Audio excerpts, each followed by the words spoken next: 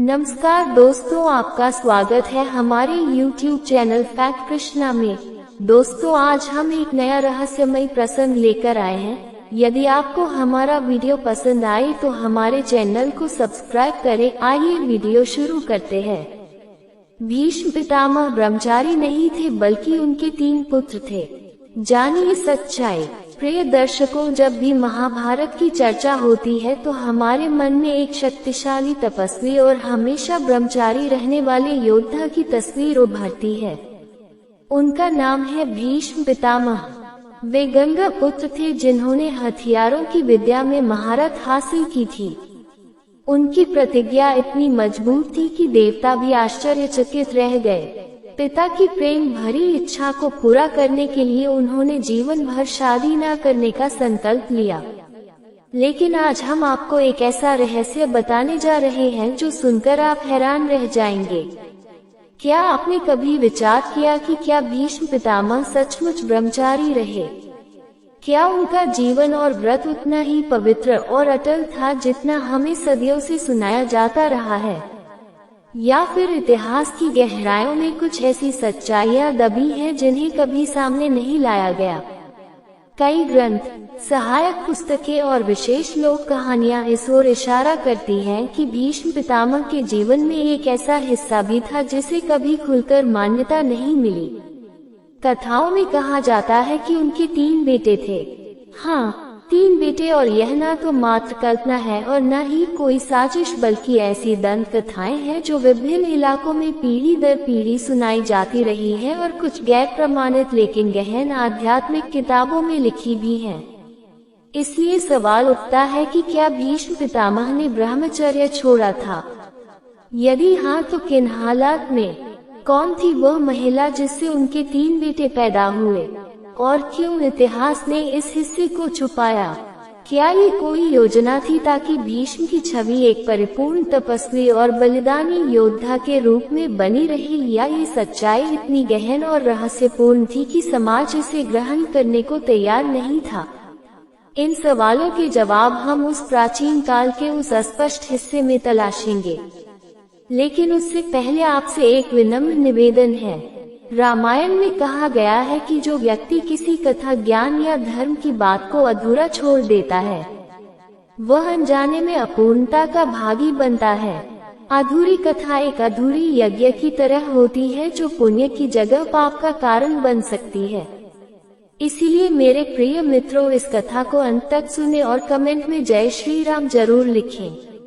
एक समय की बात है, वनवास के दौरान माता सीता जंगल में लकड़ी लेने के लिए भ्रमण कर रही थी।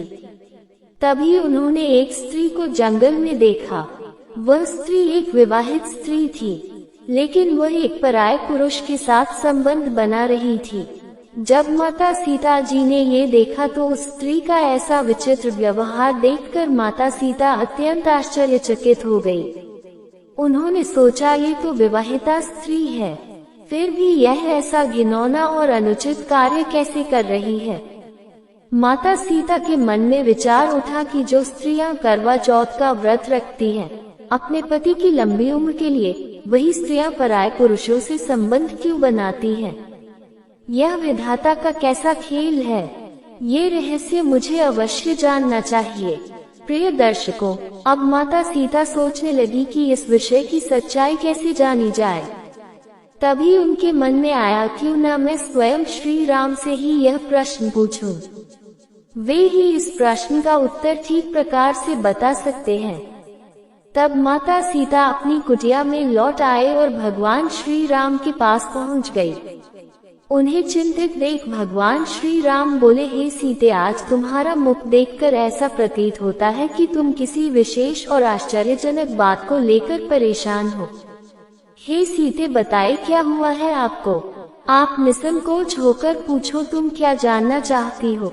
तब माता सीता ने कहा, हे प्रभु, आज जब मैं जंगल में लकड़ी लेने के लिए भ्रमण कर रही थी तब मैंने एक विवाहित स्त्री को पराये पुरुष से संबंध बनाते हुए देखा।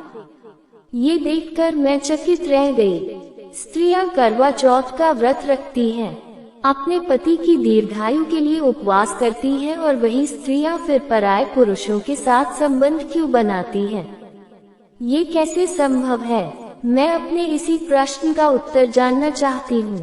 कृपा करके बस इसका समाधान दीजिए। मित्रों, माता सीता के इन गंभीर प्रश्नों को सुनकर भगवान श्री राम बोले, हे सीते, तुमने आज जो प्रश्न मुझसे पूछा है, उस प्रश्न में संपूर्ण मानव जाति के कल्याण का रहस्य छिपा हुआ है। इसलिए मैं इसका उत्तर आपको एक छोटी सी कथा के माध्यम से देने का प्रयास करता हूँ। लेकिन तुम्हें इस कथा को पूरा ध्यान पूर्वक सुनना होगा।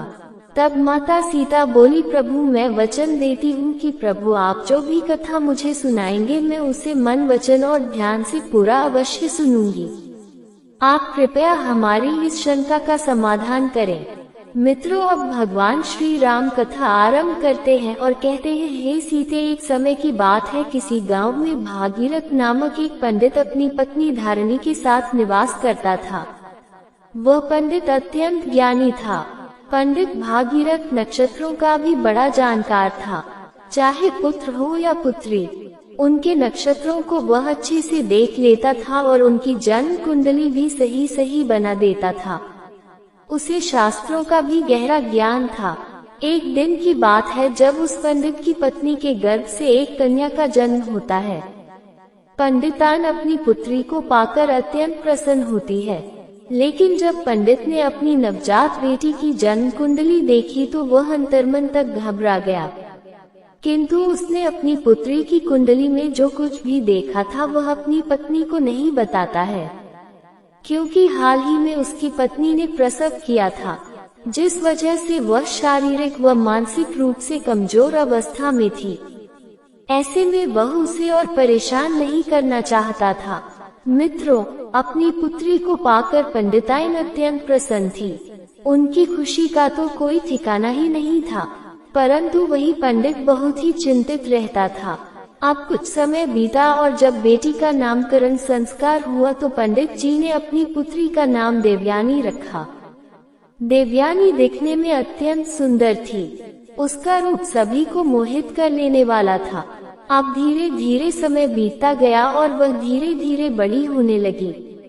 जब देवयानी युवावस्था में पहुंची और विवाह के योग्य हो गई, तब उसकी माँ ने पंडित जी से कहा, हे पियाजी, हमारी बेटी अब विवाह योग्य हो गई है।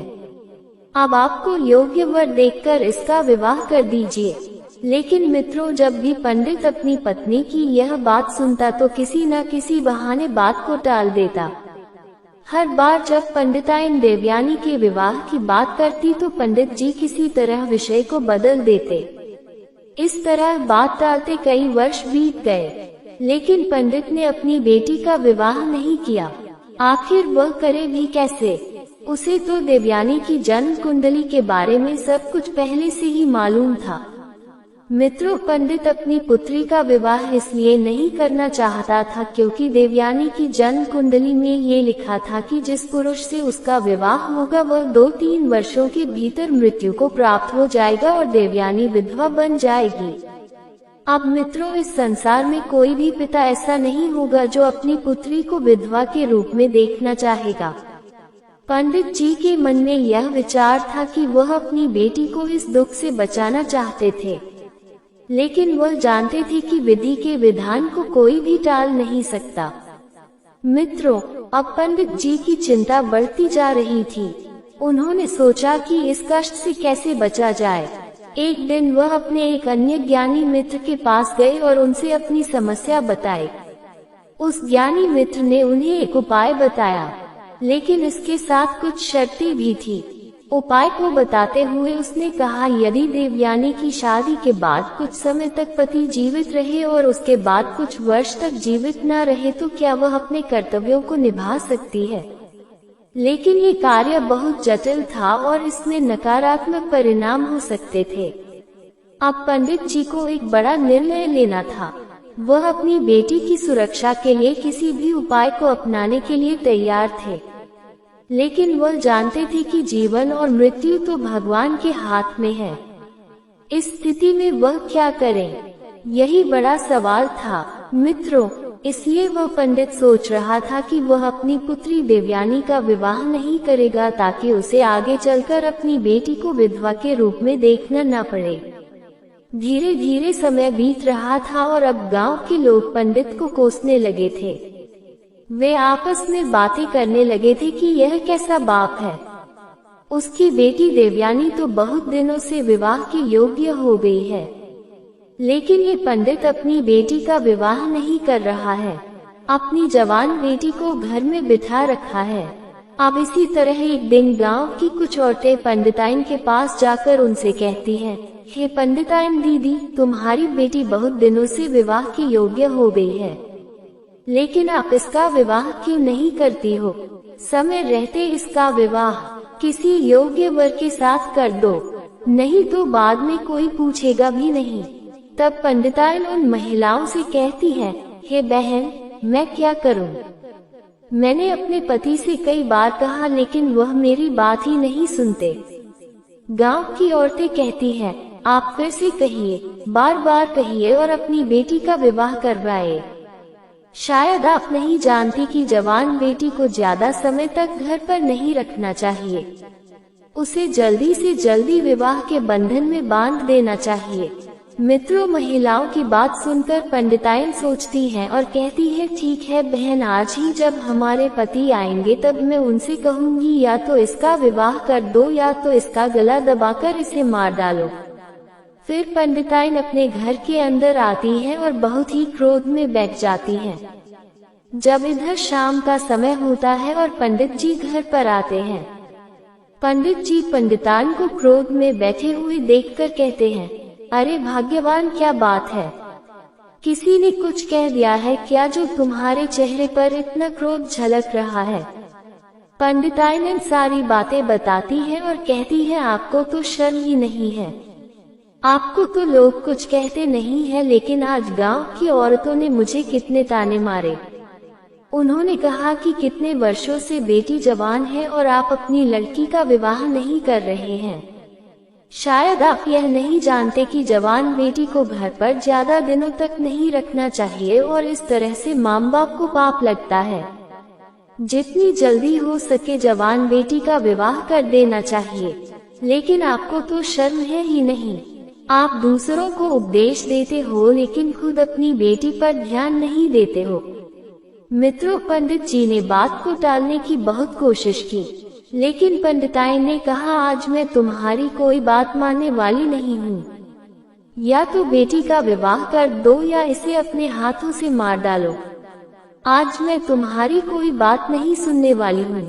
मित्रों, फिर पंडित जी अपनी पत्नी को समझाते हैं और कहते हैं, ठीक है, अब तुम ज्यादा ही जिद कर रही हो तो चलिए मैं कोई अच्छा सा वर ढूंढ करके इसका विवाह कर दूंगा, फिर तुम्हें कोई कुछ नहीं कहेगा। फिर वह पंडित अपनी पुत्री देवयानी के लिए वर ढूंढने लगता है।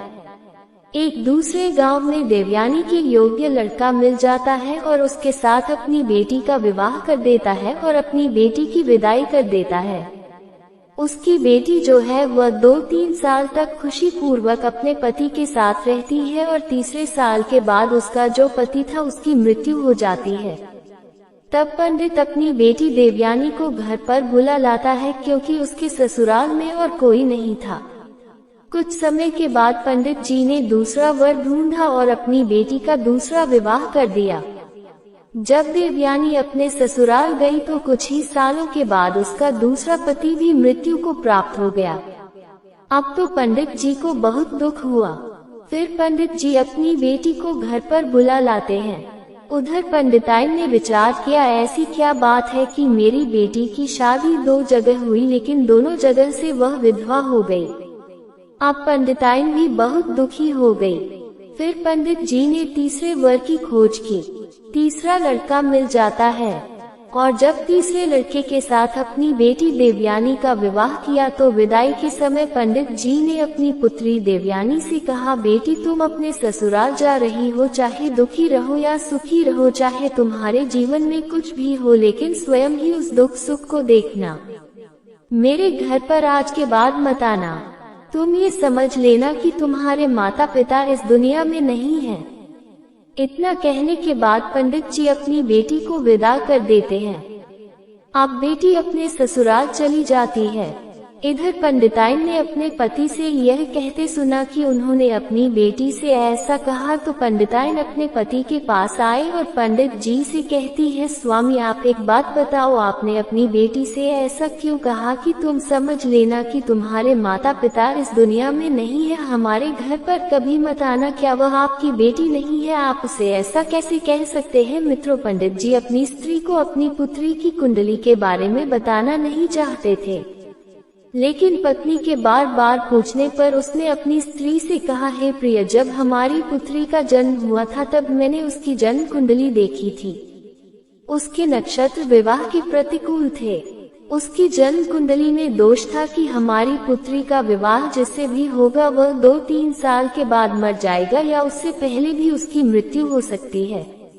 हे प्रिय, अब हमारी उम्र भी हो चुकी है, हम अपनी पुत्री को कब तक बैठा कर खिलाते रहेंगे? कल को यदि हम ना रहे तो हमारी पुत्री यहाँ क्या करेगी? अगर वह अपने घर पर रहेगी तो क्या पता भगवान की कृपा होगी और उसके पास बाल बच्चे हो जाए तो बड़े आराम से वह अपना जीवन गुजार लेगी और ससुराल में व्यतीत कर लेगी। मित्रों, अपने पति की यह बातें सुनने के बाद पंडित की पत्नी को खुद पर बहुत शर्म आई कि मैंने अपने पति को कितना बुरा भला कहा, परंतु उन्होंने हमारी पुत्री का भला ही चाहा था, इसलिए वह उसकी शादी किसी से नहीं करना चाहते थे। मेरी ही गलती के कारण 2 लोगों की जानें चली गई। अब इधर कुछ समय बाद पंडित की पुत्री के विवाह को 9 साल हो चुके थे। उन 9 सालों में पंडित की पुत्री के 2 पुत्र हुए। बड़े पुत्र का नाम वेद और छोटे पुत्र का नाम यश रखा गया था। अब समय गुजर रहा था और एक दिन अचानक से देवयानी के पति की मृत्यु हो गई। ये देवयानी का तीसरा पति था, उसकी भी मृत्यु हो गई थी। इस कारण पंडित की पुत्री बहुत परेशान हो गई कि बिना पति के वह अपने बच्चों को कैसे पालेगी। फिर भी जैसे तैसे अब वह अपनी दोनों संतानों के साथ अपने घर पर ही बच्चों का पेट पालने लगी, क्योंकि उसके पिता ने उसे मायके आने से मना कर दिया था। इस वजह से वह अपने पिता के घर भी नहीं जा सकती थी। कुछ समय बाद पंडित की पुत्री देवयानी के जो पुत्र थे वे बड़े हो जाते हैं। वह सभी अपने कार्य को स्वयं करने लगे थे। बड़ा बेटा जो वेद था वह एक व्यापारी बन चुका था। शहर में उसका खुद का व्यापार था। वह अनाज की खरीदारी करता था और उसे शहर में ले जाकर बेच देता था। उसकी राशन की एक बहुत बड़ी दुकान भी थी। वेद का एक बहुत अच्छा मित्र था जिसका नाम श्याम था। वह वेद के गांव के बगल वाले गांव में रहता था। वेद का छोटा भाई यश अभी पढ़ाई कर रहा था। जब वेद बड़ा हो गया और अपने पैरों पर खड़ा हो गया तो उसकी माँ ने उसका विवाह पास के गांव की एक लड़की से कर दिया जिसका नाम माया था। माया बहुत ही शर्मीली और रूपवती लड़की थी। माया में वेद की पत्नी बनने के सारे गुण थे। माया जिस गांव में रहती थी उसी गांव में श्याम भी रहता था। जब वेद की शादी हो गई तो कुछ दिनों बाद वह व्यापार के सिलसिले में अपनी पत्नी माया को गांव में ही मां की सेवा के लिए छोड़कर शहर चला गया। वेद ये समझ गया था कि उसका छोटा भाई पढ़ाई कर रहा है और उसे पढ़ाई में कोई बाधा नहीं होनी चाहिए। साथ ही उसे खाना और पानी भी मिलता रहे ताकि वह समय पर सारे कार्य कर सके। उसकी माँ की उम्र भी हो चुकी थी जिससे उन्हें भी काम करने में कठिनाई होती थी। इसलिए वेद ने अपनी पत्नी माया को गांव में ही छोड़ने का फैसला लिया था। जब भी माया को कुछ चाहिए होता था तब वेद श्याम से कहकर माया को सामान दिलवा दिया करता था। यदि माया को कहीं आना जाना भी होता था तो वेद श्याम से कहकर माया को उस जगह पर पहुंचा दिया करता था। माया भी शुरुआत में अपनी सासू माँ की बहुत सेवा करती थी और अपने पति वेद से प्रेम करती थी। अब समय ऐसे ही बीत रहा था। मित्रों, फिर इधर माता सीता को कथा सुनाते हुए भगवान श्री राम कहते हैं, हे सीते, अचानक एक दिन श्याम वेद के घर आया। उस दिन वेद की पत्नी माया घर पर कोई कार्य कर रही थी। तब उसने बाहर से आवाज लगाई, अरे भाभी कहाँ हो, बाहर निकल कर आओ, तुम्हारे पिताजी की तबीयत बहुत ही खराब है और उन्होंने मुझे तुम्हारे पास भेजा है, वे तुमसे मिलना चाहते हैं। जब माया ने श्याम की इतनी बात सुनी तो भागती हुई श्याम के पास पहुंची। अब इतने में माया की सास भी आ जाती है। जब वे श्याम को बाहर देखती है तो श्याम के घर आने का कारण पूछती है। तब श्याम कहता है, माँ जी, माया भाभी के पिता की तबीयत बहुत खराब है, उन्होंने शीघ्र इन्हें लाने के लिए कहा है, इसीलिए मैं यहाँ आया हूँ। जब माया की सास ने श्याम की बात सुनी तब वे माया से कहने लगी, बेटी तुम जल्दी जाओ और अपने पिता की देखभाल करो, जब तुम्हारे पिता की तबीयत सही हो जाए तब वापस चली आना। मित्रों, फिर आगे भगवान श्री राम कहते हैं, हे सीते, तभी माया श्याम के साथ उसकी घोड़ा गाड़ी पर बैठकर अपने गांव की ओर चल देती है। घर जाकर उसने अपने पिता को अच्छे से देखा और उनकी देखभाल की तो धीरे धीरे उनके स्वास्थ्य में सुधार आने लगा। उधर माया का पति तो बाहर रहता था। माया अपने मायके आ चुकी थी, इसलिए वह अपने पिता की सेवा में लगी रहती थी। उधर श्याम भी रोजाना माया के पिता का हाल लेने के लिए माया के घर आ जाया करता था। माया को श्याम के अंदर अब अच्छाई दिखने लगी थी। अब उसे श्याम के प्रति लगाव होने लगा था। वह मन ही मन श्याम से प्रेम कर बैठी थी, परंतु श्याम के मन की खोट को वह नहीं जान सकी, क्योंकि श्याम एक अयाश लड़का था। वह कोई काम धंधा नहीं करता था, बल्कि उसे तो जुए की लत थी। साथ में वह स्त्रियों के साथ गमन भी करता था। अपनी वासना की पूर्ति के लिए वह वेश्याओं का गमन करता था। माया को ये बात पता नहीं थी कि श्याम की नजर अब उसी पर आ चुकी है। इधर माया भी श्याम से प्यार करने लगी थी। अब माया के पिता ठीक हो गए थे, लेकिन माया तो कुछ अलग ही सोच बैठी थी। श्याम रोज माया के घर आता था, इसीलिए माया और श्याम रोज ही घूमने के लिए जाया करते थे। एक दिन जब वे दोनों घूमने के लिए गए हुए थे तब माया ने श्याम से कहा, श्याम, अगर तुम मेरी बात का बुरा ना मानो तो मैं तुमसे एक बात कहना चाहती हूँ। तब श्याम ने माया से कहा, कहो भाभी जी, मैं आपकी बात का कभी बुरा नहीं मानूंगा।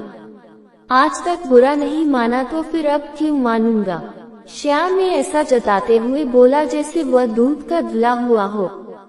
फिर भगवान श्री राम कहते हैं, हे सीते, जब श्याम के मुंह से माया ने भाभी शब्द सुना तो वह तिलमिला उठी, क्योंकि वह तो उससे प्यार कर बैठी थी।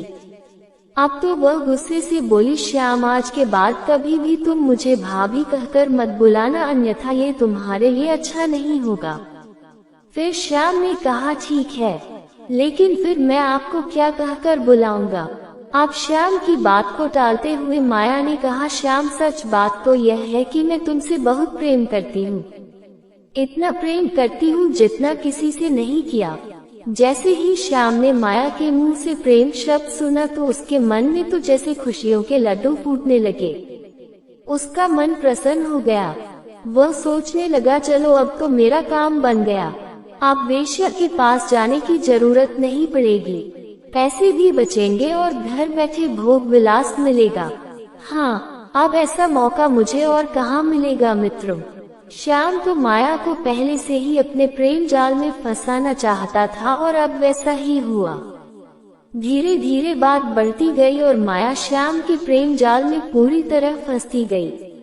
अब बात इतनी बढ़ गई कि सच में उनके बीच भोग विलास शुरू हो गया। कुछ दिन बाद जब माया के ससुराल से बुलावा आया तो श्याम से मिलने के लिए माया ने उसे एक बार फिर झोपड़ी पर बुलाया। तब माया ने श्याम से कहा, मेरे प्यारे श्याम, मेरे ससुराल से बुलावा आया है, अब शायद मैं तुमसे ना मिल सकूं, इसीलिए जब भी मुझे तुम्हारी याद आएगी मैं तुम्हें एक पत्र भेजूंगी और तुम मुझसे मिलने के लिए मेरे ससुराल आ जाना। मित्रों, श्याम तो वासना का आदी था ही, इसलिए उसने माया की बात मान ली और माया इतना कहकर वह अपने घर लौट जाती है। अब माया के पिता माया को उसके ससुराल छोड़ने के लिए फिर से श्याम के पास जाते हैं, क्योंकि माया का ना कोई भाई था ना बहन। इसलिए पिता को माया को ससुराल पहुंचाने के लिए कोई उपयुक्त व्यक्ति नहीं मिला तो वे श्याम के पास पहुंचे। जब माया के पिता श्याम के घर पहुंचे तो उन्होंने कहा, बेटा श्याम, मेरी बेटी माया को उसके ससुराल छोड़ आओ, उसके घर से बुलावा आया है। जब श्याम ने माया के पिता के मुंह से यह बात सुनी तो बोला, ठीक है पिताजी, मैं माया को उसके ससुराल छोड़ दूंगा। मित्रों, फिर आगे भगवान श्री राम माता सीता से कहते हैं, हे सीते, फिर श्याम माया को अपनी घोड़ा गाड़ी पर बैठाकर जंगल के कच्चे रास्ते से होते हुए उसके ससुराल ले जाता है। फिर वह माया को उसके ससुराल छोड़कर अपने घर लौट आता है। जैसे ही 2-3 दिन बीते, माया को श्याम की याद सताने लगी, क्योंकि जब वह अपने मायके में थी तो रोज झोपड़ी में श्याम से मिलने जाती थी। अब वह अपनी वासना की पूर्ति के लिए वह श्याम को फिर पाना चाहती थी। एक बार फिर उसके साथ भोग करना चाहती थी, क्योंकि उसका पति वेद तो शहर में व्यापार करता था। वह 6 महीने में एक बार घर आता था और 5-6 दिन रुककर फिर चला जाता था। एक दिन जब माया से सहन नहीं हुआ तो उसने श्याम को एक पत्र लिखा। माया ने उस पत्र में लिखा, है प्यारे श्याम, मुझे तुम्हारी बहुत याद आ रही है। ऐसा लगता है कि अब मैं तुम्हारे बिना रह नहीं सकती, इसलिए आज तुम मुझसे मिलने मेरे घर आ जाओ। अब क्या था, जैसे ही श्याम को माया का पत्र मिला, वह फौरन उतावला हो गया और उससे मिलने के लिए चल पड़ा। उधर माया भी अपने गांव से बाहर आ चुकी थी। जब श्याम माया के ससुराल जा रहा था, तभी उसे माया रास्ते में मिल गई। अब श्याम और माया दोनों साथ साथ घूमने निकल गए। माया की सास को ये बिल्कुल भी पसंद नहीं आ रहा था कि उसकी बहू किसी पराये पुरुष के साथ ससुराल में ही घूमे। अगर वह अपने मायके में ऐसा करती तो वह बात अलग थी, परंतु ये तो ससुराल में ही खुलेआम किसी पराये पुरुष के साथ घूम रही थी। ये भी उसे पसंद नहीं आता था कि श्याम माया को बुलाने घर आए। मित्रों, फिर आगे भगवान श्री राम कथा सुनाते हुए कहते हैं, हे सीते, आप जिस स्त्री को देखकर आ रही हैं, वह यही है और मैं उसी की कथा आपको सुना रहा हूँ। अब आगे सुनिए। उधर श्याम माया से मिलकर चला जाता था और फिर 3-4 दिन बाद वापस आ जाता था। ये घटना 5 से 6 बार हो चुकी। तब माया की सास ने एक दिन माया से कहा, माया, ऐसा नहीं चलेगा, जब तक मेरा पुत्र घर नहीं लौट आता तब तक तुम घर पर किसी को घर नहीं बुलाओगी, चाहे वह तुम्हारे मायके से आए, तुम्हारे पिता ही क्यों ना हो। मित्रों, जब माया ने अपनी सास की यह बात सुनी तो वह भीतर से बहुत क्रोधित हुई, परंतु कुछ बोल न सकी। अब अगले दिन माया ने श्याम को पत्र लिखा, श्याम, अब तुम कुछ दिन बाद मुझसे मिलने आना, क्योंकि मेरी सास को मुझ पर शक होने लगा है। जब मेरी सास घर पर नहीं होगी तभी मैं तुम्हें बुलाऊंगी। मित्रों, इसी प्रकार अब समय बीतने लगा था और इधर श्याम अपनी काम वासना पर नियंत्रण नहीं रख पा रहा था। इसी बीच माया की सास एक दिन 5 दिनों के लिए तीर्थ स्थल पर चली जाती है। फिर क्या था, माया को जैसे ही आजादी मिली, उसने फौरन श्याम को बुला लिया। अब वह अपने ही घर में श्याम के साथ संबंध स्थापित करने लगी। जब माया का देवर यश स्कूल से लौटने वाला होता तो उसके आने से पहले ही माया श्याम को घर से बाहर निकाल देती थी। एक दिन की बात है, माया ने श्याम को अपने घर बुला रखा था। तभी अचानक से माया का देवर यश वहां आ गया। यश को श्याम के चरित्र के बारे में सब कुछ पता था। वह जानता था कि श्याम किस प्रकार का व्यक्ति है और किन किन गलत कार्यों में लिप्त है। इसलिए यश ने अपनी भाभी से कहा, भाभी, आप किसी अरेगरे को इस प्रकार घर पर नहीं बुला सकती। शायद आप इसके चरित्र से अनभिज्ञ हैं, तभी तो आप इससे इतने प्रेम से बातें करती हैं और इसके साथ घूमती भी हैं। आप जो कर रही हैं, वह बहुत गलत है। आप इसका साथ तुरंत छोड़ दीजिए, अन्यथा मैं इसकी शिकायत भैया जी से कर दूंगा। मित्रों, फिर भगवान श्री राम कहते हैं, हे सीते, जब श्याम ने यश की यह बातें सुनी तो वह क्रोध में वहां से चला गया। माया को अपने देवर यश की बात पसंद नहीं आई।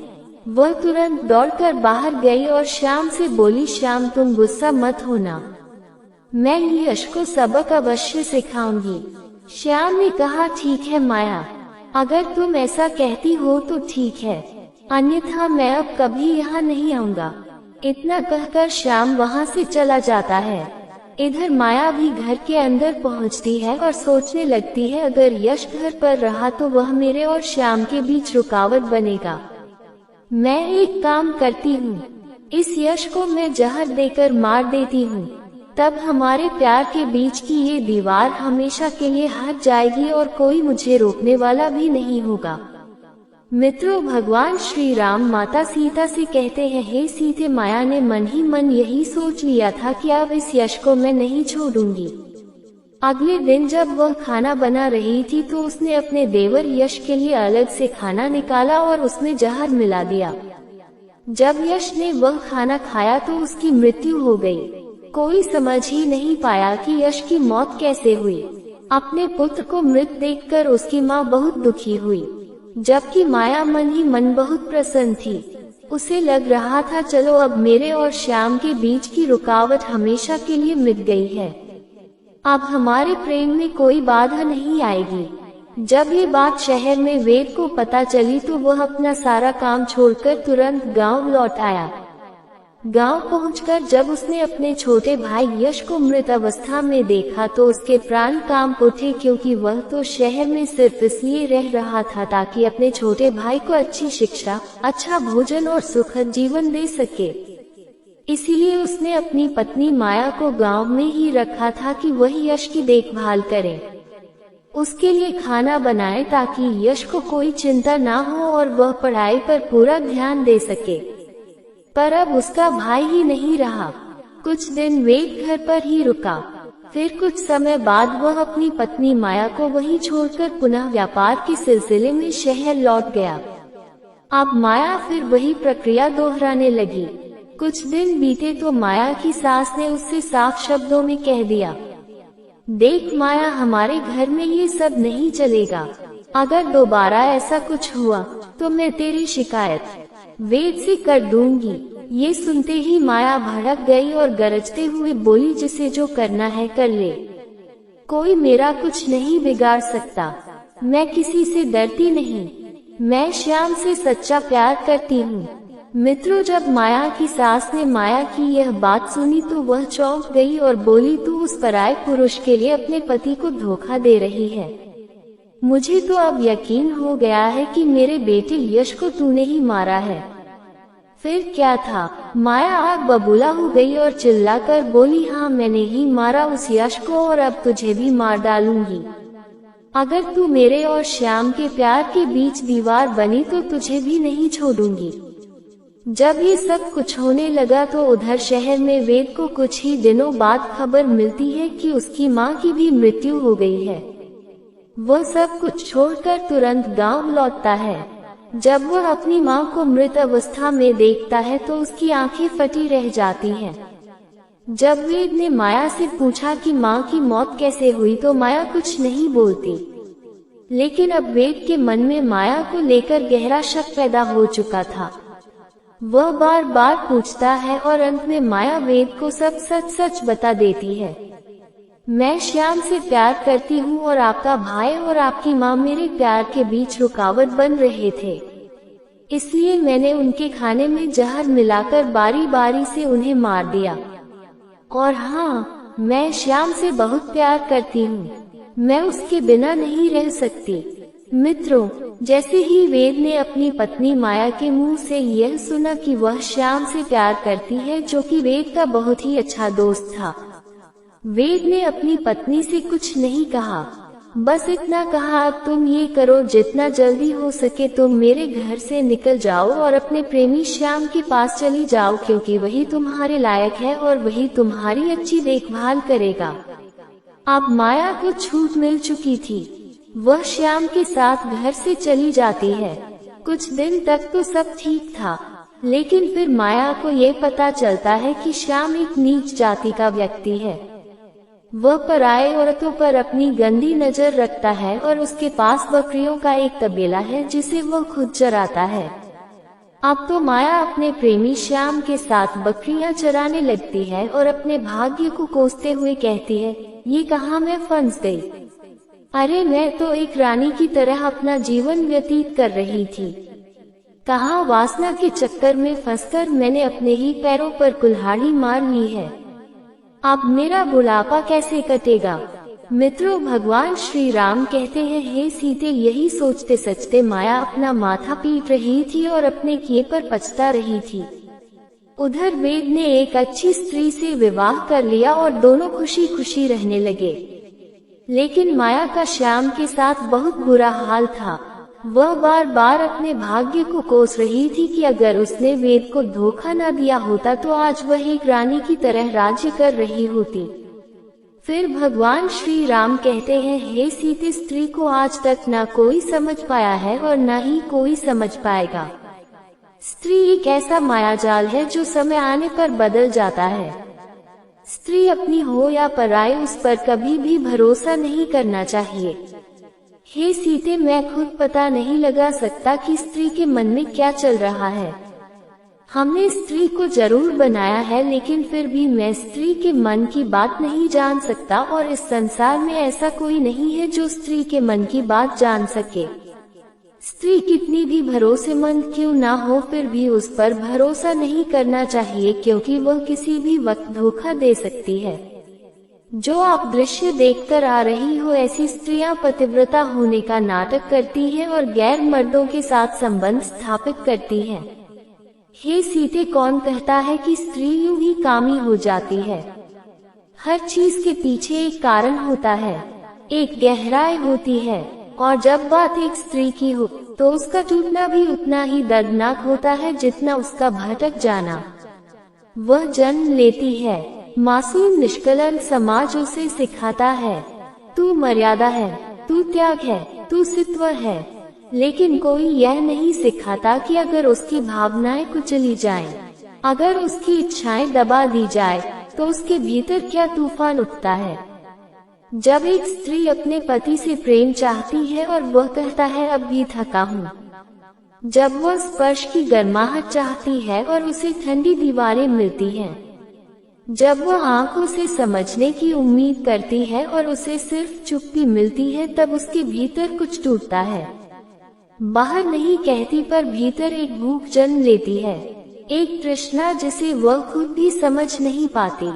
वह सोचती है, क्या मैं गलत हूँ, क्या मेरी यह भावना अधर्मी है। और तभी कोई उसकी आंखों में आंखें डालकर कह देता है, तुम बहुत खूबसूरत हो।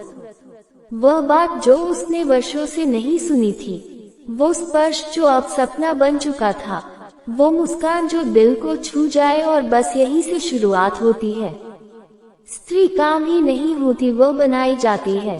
संवेदनाओं की अनदेखी, प्रेम की भूख, उपेक्षा का जहर, ये सब मिलकर उसे उस राह पर ले जाते हैं जहां वासना मोह बन जाती है और मोह बंधन। कई बार वह खुद से सवाल करती है, मैं क्या कर रही हूँ। पर फिर एक आवाज आती है, कम से कम यहाँ कोई तो है जो मुझे देखता है, चाहता है, महसूस करता है।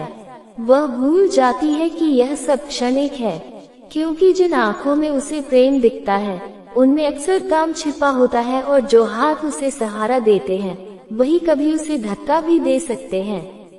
अंत में जब सब छूट जाता है, जब प्रेम, स्पर्श और आकर्षण सब बेईमानी हो जाते हैं, तब वह खुद से कहती है, काश किसी ने मेरी आत्मा को पहले समझा होता, काश किसी ने मेरे भीतर के दर्द को गले लगाया होता, तो शायद मैं ये न बनती जो आज बन गई हूँ।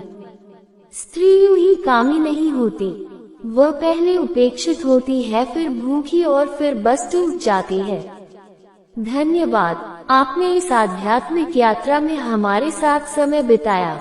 हर श्वास में प्रभु का नाम बसता है और हर क्षण हमें मोक्ष की ओर ले। ब्रह्मचारी नहीं थे, बल्कि उनके 3 पुत्र थे। क्या है इसका रहस्य? ये कथा शुरू होती है। हम उस वक्त की बात करेंगे जब भीष्म पितामह अपनी उम्र के आखिरी दौर में थे। महाभारत का युद्ध खत्म हो चुका था और वे तीरों की सेज पर बाकी जीवन गुजारने को मजबूर थे। यहीं से आरंभ होती है एक गुप्त सफर, जहां प्रेम, कर्तव्य, संकल्प, तपस्या और मानवीय भावनाएं आपस में मिलती हैं। तो आइए उस गहन रहस्य को समझें जिसने भीष्म पितामह जैसे महान योद्धा के जीवन में एक अदृश्य लेकिन महत्वपूर्ण अध्याय जोड़ा। इसे जानकर आप खुद तय करेंगे कि क्या भीष्म वाकई ब्रह्मचारी थे या उनके जीवन में कुछ छिपा हुआ था। प्रिय दर्शकों, ये बात सुनकर हर सनातनी दिल से हर उठता है, क्योंकि हमारे शास्त्रों, कथाओं और यादों में भीष्म का व्यक्तित्व एक त्यागी, व्रती, ब्रह्मचारी और बहादुर योद्धा के तौर पर दर्ज है। उन्होंने पिता शांतनु की कामना पूरी करने के लिए जीवन भर ब्रह्मचर्य का व्रत रखा, शादी से हमेशा दूर रहे और हस्तिनापुर की गद्दी पर अपनी किसी संतान का कोई हक न होने दिया। यही वचन उन्हें भीष्म बनाता है।